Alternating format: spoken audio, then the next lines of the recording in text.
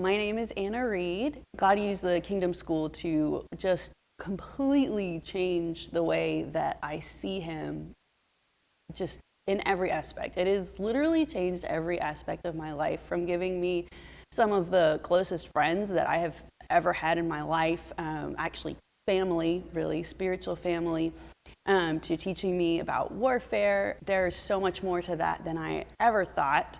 The biggest thing that it's given me is just so much more of an intimate relationship with God Himself. I grew up kind of being terrified of the Holy Spirit because I didn't like that. I grew up with a huge amount of shame toward the concept of the Holy Spirit, because I knew from the Bible that I had studied extensively that the Holy Spirit was God, and yet I didn't really like the concept of Him. And so I thought that made me a bad Christian. And I thought, if I'm not liking this piece of who God is, then God probably doesn't like me very much either. And so, spoiler, that is not who the Holy Spirit is. The Holy Spirit is the kind, intimate, loving, personal force that dwells in the earth and comes and lives in you when you become a Christian. And through this school, I've learned all the different ways that we can receive from Him through hearing, seeing, feeling, and knowing. Turns out it's not just for super Christians like Dave and Amy. It's not just for pastors to be able to hear the voice of God and to know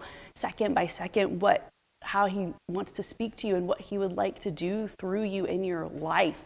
I knew how to study the Bible, but what I didn't know was how to hear from God moment by moment as I was going throughout my day, even in like a heated discussion or in a really awkward situation where a topic has come up that's controversial.